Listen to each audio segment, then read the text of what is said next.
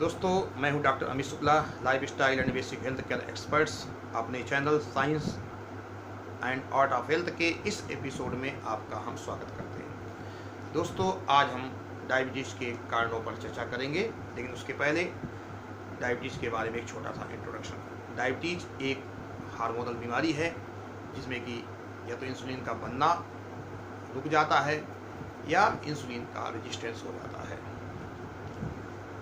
अगर इंसुलिन का बनना रुक जाता है तो उसको हम टाइप 1 कहते हैं, और अगर इंसुलिन का रेजिस्टेंस हो जाता है तो उसको हम टाइप 2 कहते हैं। और इंसुलिन रेजिस्टेंस के बारे में हम आगे चर्चा करेंगे।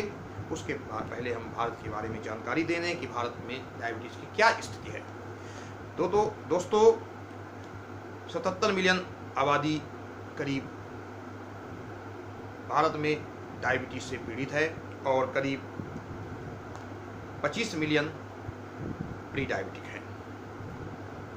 अगर यही रेशियो चलता रहा तो 2045 तक भारत में डायबिटीज़ मरीजों की संख्या 134 मिलियन के आसपास पहुंच जाएगी और ये लगभग दुगनी हो जाएगी। अभी भी 50% लोगों की डायग्नोसिस नहीं अवेलेबल है, उनके बारे में कोई पता नहीं है। इसको 10 घातक बीमारियों में शामिल किया गया है। भारत में 11 में से 1 व्यक्ति को डायबिटीज़ है और चाइना के बाद भारत का स्थान दूसरा आता है। इस कारण से diabetes capital of world Bharat को कहा जाने लगा है। ऐसी स्थिति में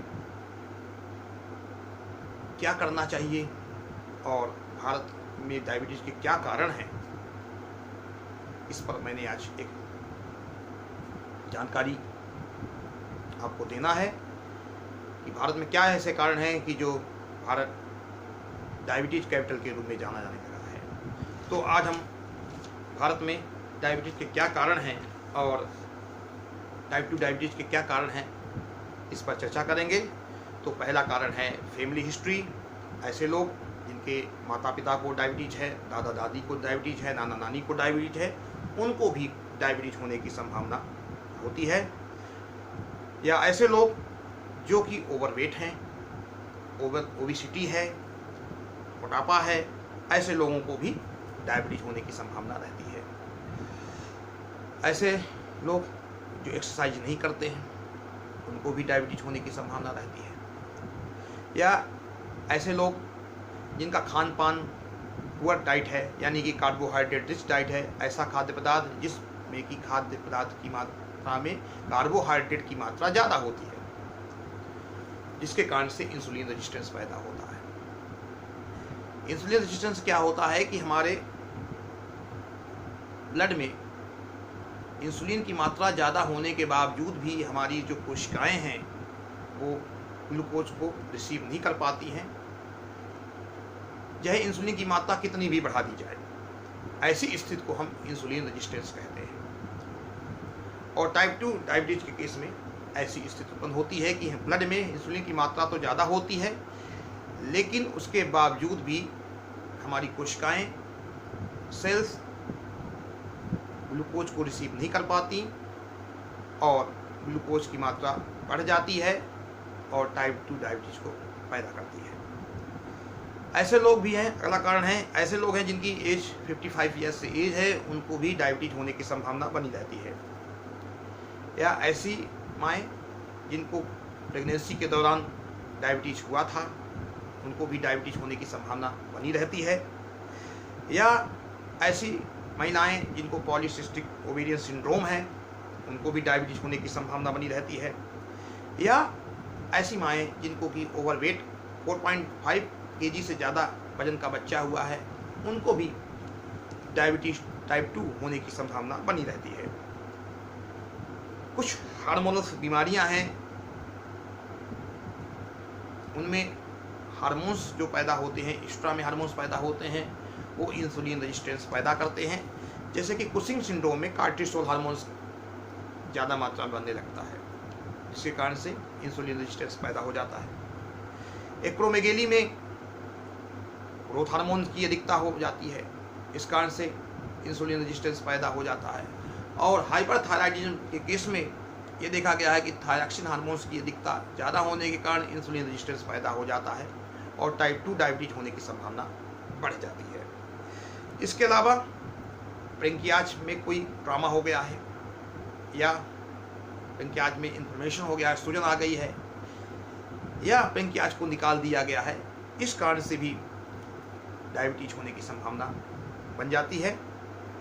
दोस्तों कुछ दवाइयां हैं जैसे कि नियासिन विटामिन B3 है, इसका अगर यूज ज़्यादा होता है तो इसके कारण से भी डायबिटीज होने की संभावना बनी रहती है।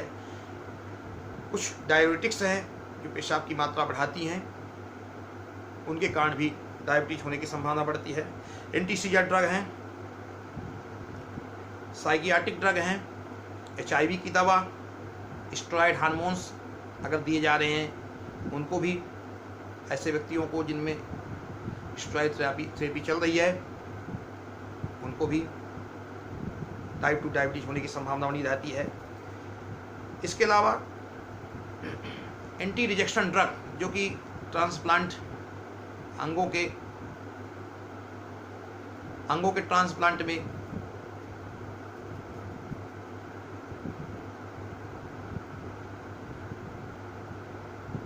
ट्रांसप्लांट में यूज होती है,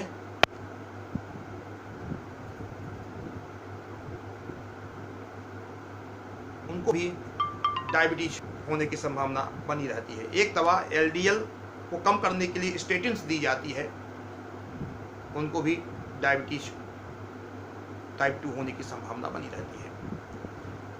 अंतिम कारण जो हम निष्कर्ष पर पहुंचते हैं, तनाव के समय हमारे ब्लड में कार्टिसोल हार्मोन्स की मात्रा बढ़ जाती है, क्योंकि उस समय दिमाग को ज़्यादा कार्बोहाइड्रेट की ज़रूरत पड़ती है, इसलिए शरीर के द्वारा कार्टिसोल हार्मोन ज़्यादा बनने लगता है और उसके कारण ब्लड शुगर लेवल बढ़ जाता है। तो तनाव के समय भी ब्लड शुगर लेवल बढ़ जाता है और टाइप 2 डायबिटीज होने की संभावना बढ़ जाती है। तो दोस्तों आज हमने इन कारणों पर चर्चा की है।